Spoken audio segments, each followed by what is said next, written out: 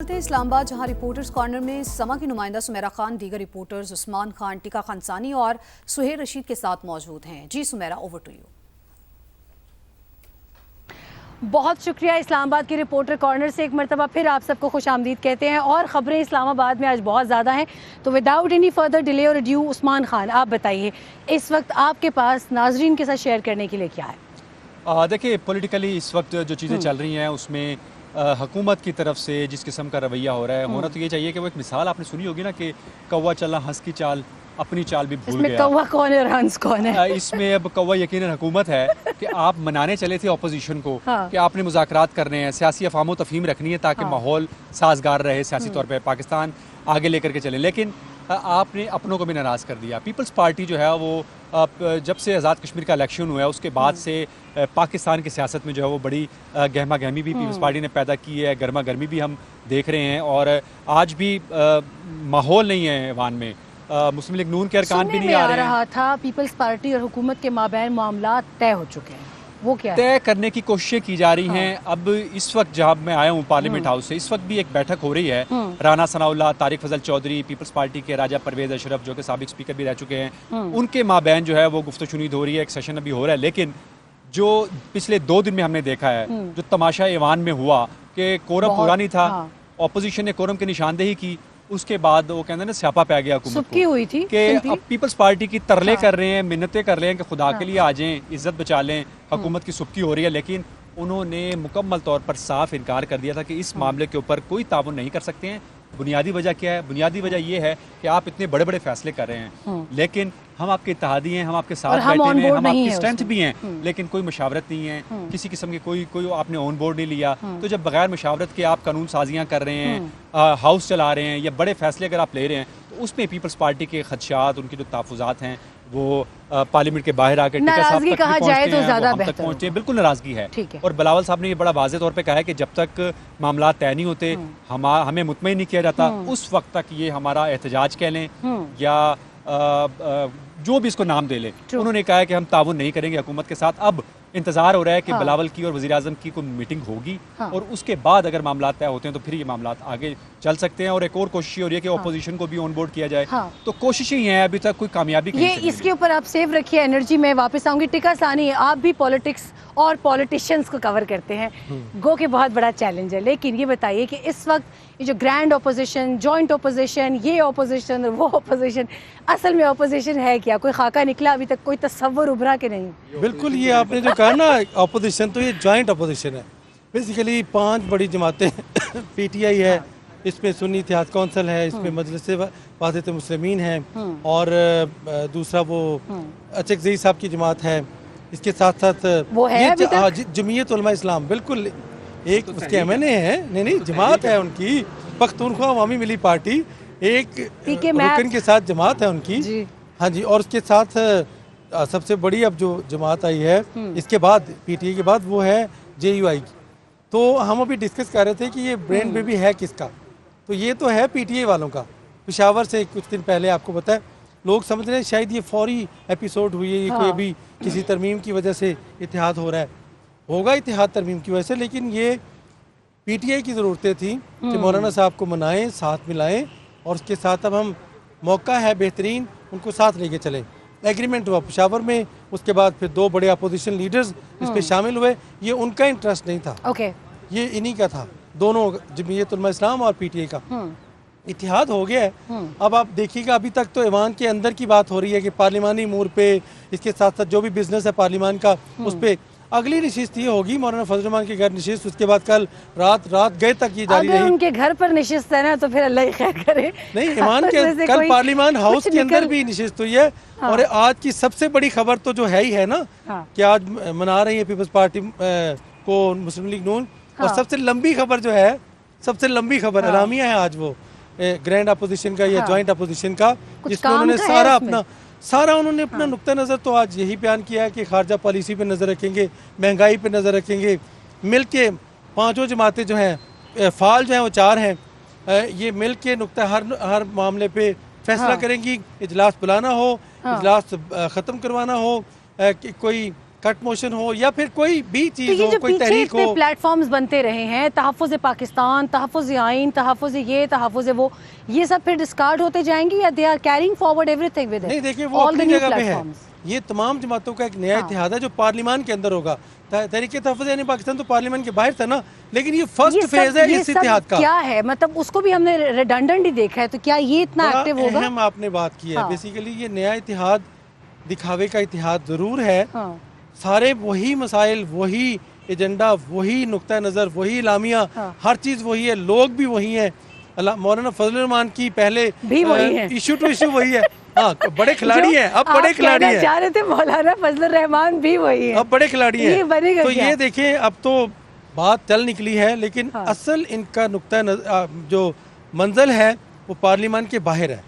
अच्छा, क्योंकि चाहे वो हवा चल रही 27 है लेकिन धूप सितंबर बहुत हो। ज्यादा है, इसलिए save your energy. I quickly go to Suhail Rashid. बिल्कुल, और वो पीपल्स पार्टी और मुस्लिम लीग नून में मैंने सुना था कि सिर्फ सियासी नहीं, इंतजामी मामला मैं वापस अभी उस जाने पाऊंगी। सुहेल, मुझे सबसे पहले तो हम कश्मीर से शुरू करते हैं। क्या सिचुएशन है, देखने और सुनने वालों को क्विकली एक अपडेट दीजिए। स्पीकर, डिप्टी स्पीकर के इंतखाबात या उससे पहले मजीद कोई under the carpet, under the wraps कोई और इत्तेहाद बन रहा है, कोई सलाम दुआ कहीं कुछ और हो रही है, हालात क्या है? देखें, इस बार जो है ना वहाँ पर आज़ाद कश्मीर में काफ़ी चीज़ें नई हैं और पहली बार हो रही हैं। एक तो ये कि अभी तक एक इलाके में इलेक्शन नहीं हुआ लेकिन हुकूमत तो बन रही है। दूसरा ये कि वज़ीर आज़म आज़ाद कश्मीर का नाम ऐसे 7 पर्दों में छुपा कर रखा गया है कि मुस्लिम लीग नून वहाँ पर अब मेजॉरिटी पार्टी है, लेकिन आखिरी वक्त तक स्पीकर का इंतखाब हो चुका है और खुलकर कह नहीं रहे। और जिस आप लीडर को कॉल करेंगे तो वो फ़ोन भी अटेंड नहीं करता, और करें भी तो कहते हैं जी अभी हम नहीं कुछ मसरूफ है। जानते, अभी कुछ नहीं जानते। तो अभी तक अगर कुछ नहीं जानते, मेरी इतला ये है कि शाह गुलाम कादर जो है अगेन फेवरेट में है।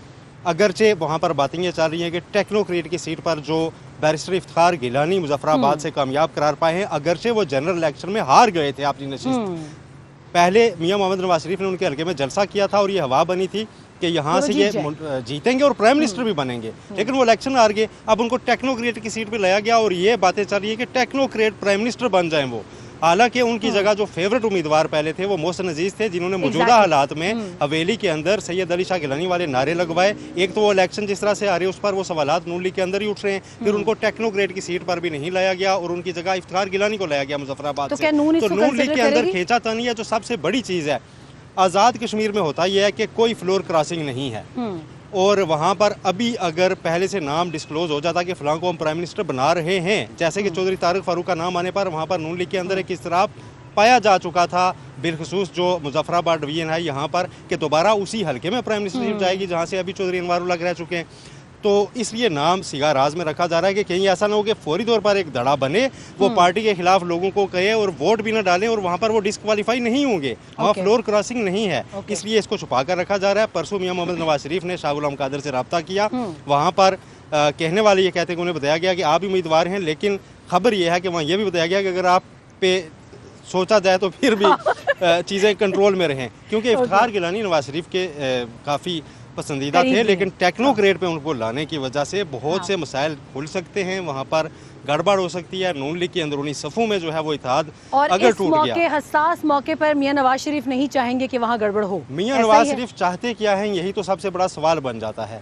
सबसे पहले तो आज मैं एक जगह पढ़ रहा था कि वो कह रहे हैं कि सूबे ने बने या ना बने, हमें कहा गया, नून लीग वाले कह रहे हैं कि हमें नवाज शरीफ साहब ने मना किया कि आपने इस पर राय ही नहीं देनी। भाई आप लीडर हैं, आपने राय क्यों नहीं देनी? फिर कहा जाता है जी कि आज़ाद कश्मीर में प्राइम मिनिस्टर कौन होगा, अभी नहीं बताना। भाई क्यों नहीं बताना? आप वहाँ पर मेजॉरिटी क्लेम कर रहे हैं। अमंग्स्ट द मैसेज लोग फिर परेशान होते हैं। अनरेस्ट तो एक तरफ है। सोहेल, मैंने एक और भी क्वेश्चन आपसे आना है जो कि इसी हवाले से कि बानी पीटीआई की अस्पताल हवालगी आना जाना, जरा उस पर अपनी एनर्जी रखिएगा। माइक में अब इधर दे रहा हूं। मुझे लगा आप कब्जा करने वाले।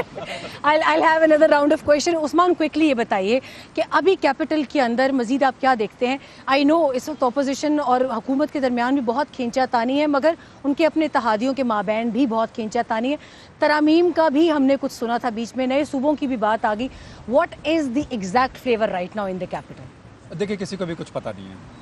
अच्छा, अगर सियासी लिहाज से देखें तो सब लोग ब्लाइंड हैं। किसी को कुछ पता नहीं है, या पता है और पता नहीं नहीं, बहुत सारे लोगों को तो पता ही नहीं है ना कि होना क्या और हो क्या रहा है और कहाँ से हो रहा है। अब ये जो कश्मीर की बात कर रहे थे, नवाज शरीफ कंफ्यूज है एक्चुअली।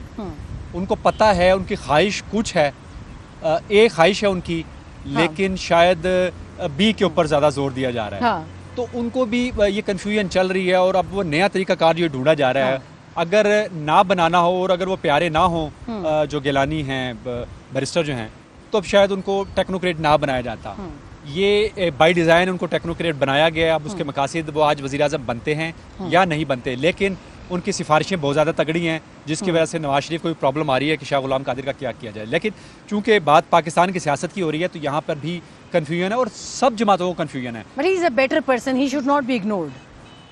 शाह गुलाम कादिर भी उनकी अपनी काफी स्टैंडिंग है, पार्टी के सदर हैं। हाँ। लेकिन जिस किस्म का रोल इस इलेक्शन में पार्टी के अंदर से प्ले किया गया, तो नवाज शरीफ को ये कंफर्म है कि पार्टी के जितने सीनियर लोग थे उन्होंने अपने लोगों के खिलाफ साजिशें की हैं, उनको हरवाया है। तो इसलिए वो तमाम लोग सोच समझ के अगले फैसले किए जा रहे हैं। हाँ। और ना उनको कुछ लाहौर में कुछ पता लग रहा है, ना इस्लामाबाद में और ना मुजफ्फराबाद में, और ना एक कंफ्यूजन और ना हमें कुछ पता चल रहा है। क्विकली, सिर्फ आपके पास 30 सेकंड है टिका सानी, क्विकली आप बताइए कि आपने कुछ इस हवाले से भी बातचीत की थी कि ये सारा पॉलिटिकल एटमॉस्फेयर तो है ही, मगर साथ साथ पीटीआई की तरफ से भी कुछ ऐसी चीज़ें चल रही हैं जो कि सामने आना या उस पर डिस्कशन करना ज़रूरी है। What was that? जी बिल्कुल, वो चूँकि एतराज़ कर रहे थे ना कि सिटी एनजीओ मशीन ख़राब है, तो वो आज वजाहत आ गई है कि वो 2022 से थी। हमने भी ये खबर दी थी कि 2022 से मौजूद है, लेकिन कन्फ्यूजन थी वो दूर हो गई। अब सिटी स्कैन आज मिनिस्टर ने भी जवाब दिया है कि सेहत भी ठीक, सिटी स्कैन भी है, तो हर चीज़ है। तो ये सोच समझ के सियासत पे सियासी मामलात पे बात करनी चाहिए। इसको भी सेहत को सियासत नहीं बनाना चाहिए। अब सारी चीज़ें क्लियर हो गई, तो मेरा मकसद ये है कि पार्लियामान के अंदर भी मिनिस्टर ने कह दिया मशीन भी है, वो कन्फ्यूजन दूर हो गई। और बाकी मामला जो है वो यकीनन अब पीटीआई अब किस अंदाज में आगे बढ़ती है ये देखना होगा। पीपल्स पार्टी साथ नहीं आती तो इत्तेहाद तो जितने मर्जी बनते रहें, उसका कोई फायदा नहीं होगा। काश कोई ऐसी मशीन भी हो जो कन्फ्यूजन्स को दूर कर सके, खास तौर पे ये सामने जो बिल्डिंग है पार्लियामान उसकी। सुहेल, आप बताइए, बानी पीटीआई के हवाले से सुप्रीम कोर्ट का अब तक का क्या रोल है, और ये जो वफाकी अदालत और आईनी अदालत और ये अदालत और वो अदालत, इनका जो आपस में मसला चल रहा है, quickly you have just 1 minute. देखें, इस वक्त ये सारा मामला सुप्रीम कोर्ट में है। सुप्रीम कोर्ट में एक तो नजरसानी की दरखास्त है गवर्नमेंट की, उसको कल नंबर अलॉट हो गया था, लेकिन उसको जल्द मुकर्रर करने की जो इस्तदा थी ज़ुबानी तौर पर, उसको डिक्लाइन किया गया।